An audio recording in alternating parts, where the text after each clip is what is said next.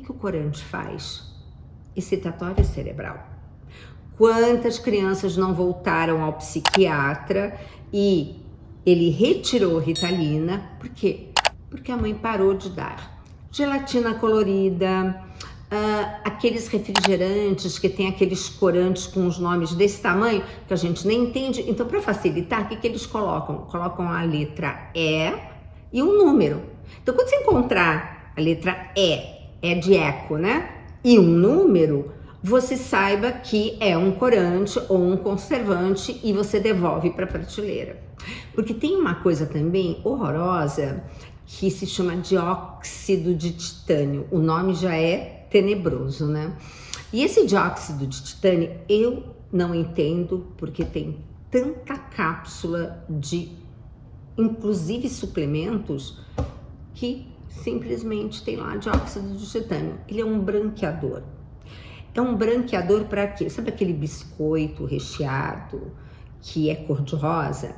Antes de ser cor-de-rosa, eles colocam esse branqueador para ele ficar bem branco e aí ele põe um pouquinho de um tom de rosa especial e ele fica assim aceso. Fica aquele rosa que a criança, teoricamente, é o primeiro biscoito que ela vai pegar. Porque a balinha vermelhinha ou cor-de-rosa é a primeira que a criança vai pegar. Então, esses corantes já são, assim, propositadamente colocados nos alimentos para as crianças. E não esquece que tem, aliás, eu já falo isso desde 2010, tem no meu livro Tudo Posso, Mas Nem Tudo Me Convém, um estudo do Lancet, que eles fizeram com crianças de 3 anos e também com crianças de 7, 8 anos. Quer dizer, 2 faixas etárias diferentes e uma delas já em período escolar. E eles fizeram aquele que é o estudo, tipo, que a gente mais gosta, duplo, cego, placebo controlado, aquela coisa que então um faz, toma enfim, o alimento ou a bebida que está sendo pesquisada e a outra turma não. Depois eles trocam. Então, o que ficou comprovado? Que tem corantes que deveriam ser abolidos dos alimentos, principalmente alimentos que criança consome. E elas não consomem só um alimento que tem esse corante. Essa criança vai tomar o refrigerante, comer o biscoitinho, depois vai ainda comer um salgadinho. É uma série, enfim, de corantes que vão entrando em proporções absurdas. Depois a gente não quer que o cérebro dessa criança fique assim, intoxicado. Então, corante, conservante. Sabe outra coisa que tem corante e que as pessoas não percebem? O peito de peru. Todo mundo acha que peito de peru é a coisa mais saudável do planeta. Primeiro, que cor é o peito do peru? Não é branco? Por que aquele é rosa? Por causa do corante. Aquele corante que é excitatório cerebral. E tantas outras coisas que tem dentro daquele peito de peru que são inenarráveis. Bom, intoxicação do cérebro por alimento? Sim, todos esses corantes, tá? Uma das coisas que faz com que nós percebamos que o meu cérebro não tá assim 100%, como é que tá a sua concentração? Porque aquela criança que foi tomar Ritalina, a primeira coisa é déficit de atenção, que é isso que acontece. Sabe aquela coisa que você começa a ler um livro, de repente você fala, nossa, deixa eu voltar, que eu já nem lembro aonde que eu tava. E tem que ler várias vezes a mesma coisa. Então, é tudo, assim, muito sofrido. Você precisa, assim, muita demanda de atenção, de energia.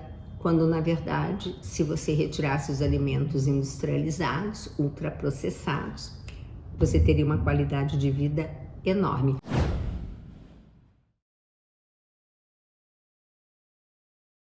E não esquece, glúten e a caseína do leite dos mamíferos, que são justamente na proporção do seu filhote, lembrando que a gente hoje o que consome mais é leite de vaca.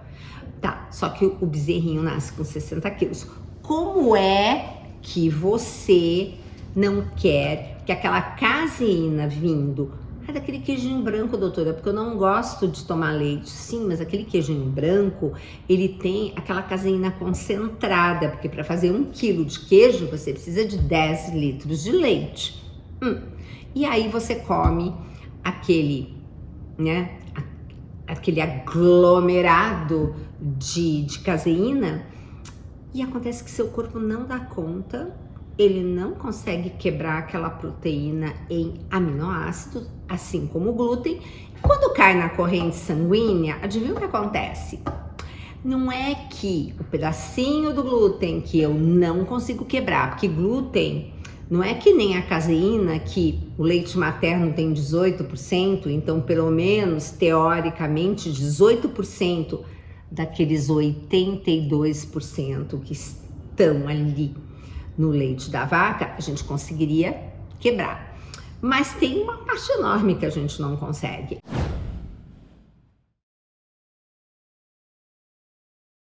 Aí o que acontece? Caiu na corrente sanguínea. Adivinha o primeiro lugar que vai parar? Cérebro. Por quê? Porque aquelas 2 proteínas não digeridas, elas têm uma conformação muito parecida com as nossas endorfinas. É, por isso que você gosta. Por isso que é difícil a gente parar de comer, que dá prazer. Porque como são parecidas com as nossas endorfinas, elas têm passagem livre pela barreira hematoencefálica e vão ocupar receptores de endorfina. Então, eles têm um papel como se fossem uns opioides, dão prazer. Só que, ao mesmo tempo, vem uma conta muito cara, porque você tem um sistema imunológico que está ali fiscalizando como é que estão as coisas no seu cérebro e percebendo que aquelas moléculas estão ocupando receptores que não deveria. Claro que ele vai fazer eficientemente a detoxificação do seu cérebro num sentido assim paralelo, e você vai ter uma bela de uma inflamação, que é da forma como o seu sistema imune consegue retirar aquilo que não pertence a você, porque aquelas moléculas não eram para estar ali no seu cérebro.